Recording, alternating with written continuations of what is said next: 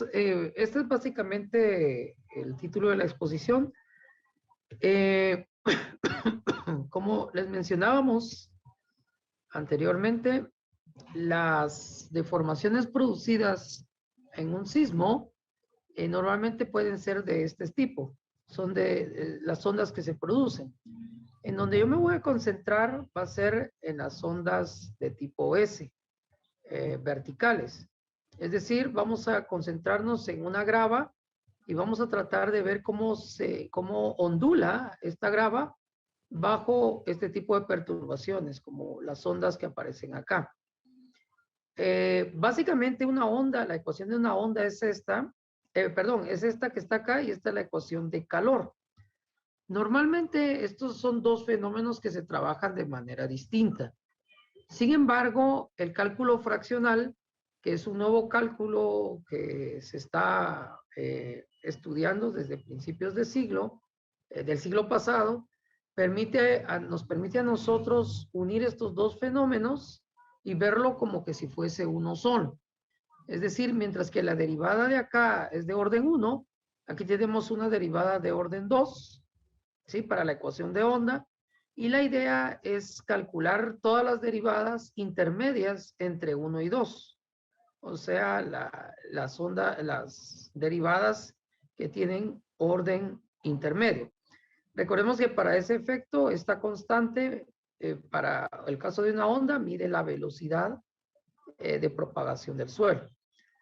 Entonces, el objetivo básicamente es traducir el fenómeno de una onda S en el nuevo lenguaje de cálculo fraccional. Hay dos maneras de hacerlo porque hay dos tipos. Fundamentalmente hay varias definiciones de derivada, pero se resumen en dos tipos. Una según la definición de Caputo, que es la que está aquí a la derecha con esta C, y la otra es la definición de Mittag-Leffler. Esta definición las dos son equivalentes en muchos aspectos, pero la meta es plantear el problema de tal manera que usando una derivada o la otra, obtengamos el mismo resultado. Y de hecho así es. La única diferencia es que es la velocidad de convergencia. Aquí tenemos la solución para ambas. Es muy parecido, solo que diferencian en la velocidad de convergencia. Converge más rápidamente la de Caputo. Entonces, por eso se decidió trabajar en esta línea de trabajo, viendo el problema de difusión fraccional de Mainardi, en lugar de trabajarlo como el problema de Nigmatulin-Westerlund. Entonces se analiza la onda y la metodología que se usó fue usar datos específicos para el sismo que se produjo en San Marcos en el año 2017. En ese año se hicieron unas mediciones de parte de la Universidad Mariano Gálvez, se colocaron acelerómetros y esas mediciones me sirvieron a mí para poder analizar lo que le pasa a una grava, un pedazo de roca, cuando pasa la onda por él. X denota aquí la altura de la grava, es decir, la altura desde la superficie medida hacia abajo en un tiempo t, ¿verdad? Conforme va pasando la onda.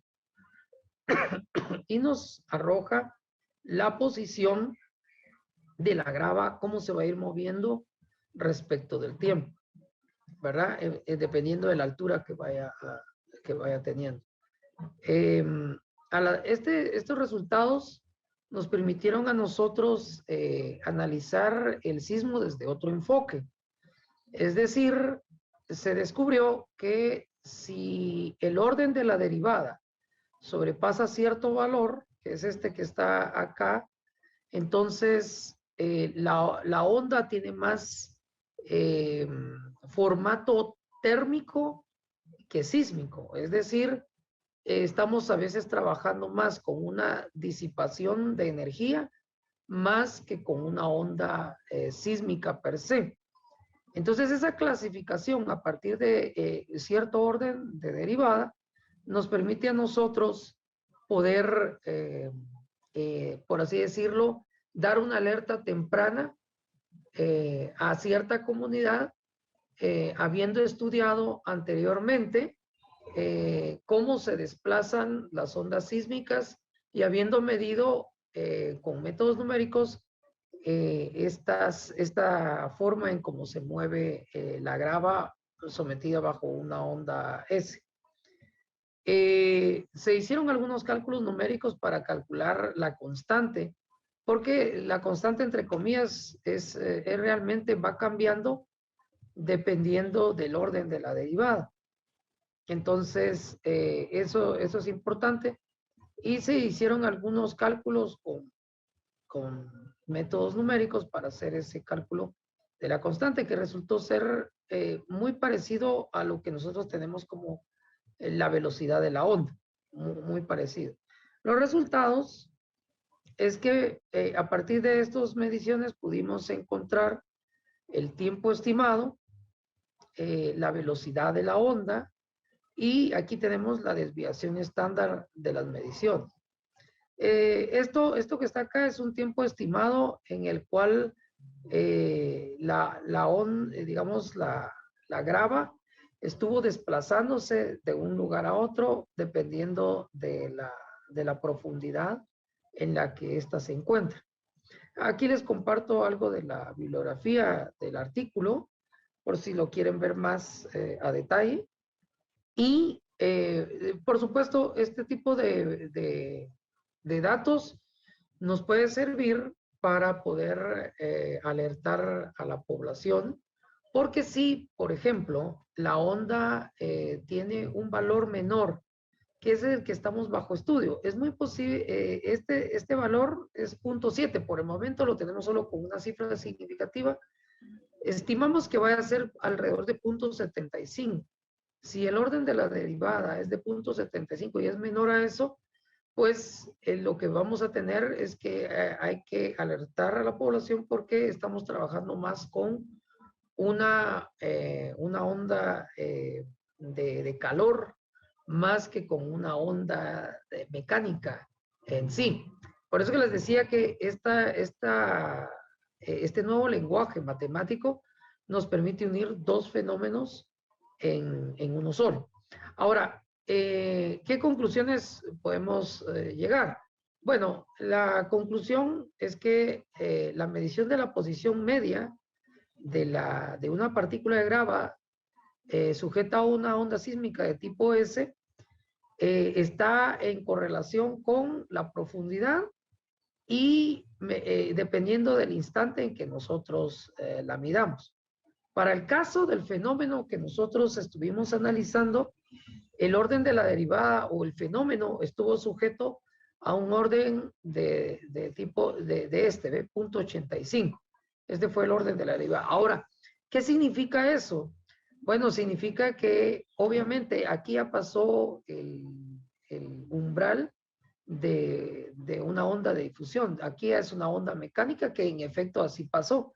Hubo un sismo muy fuerte en ese año en San Marcos, en la población de San Marcos, y los mejores cálculos que nos arrojaron fue de que ese sismo en particular estuvo gobernado por un orden de derivada de 0.85.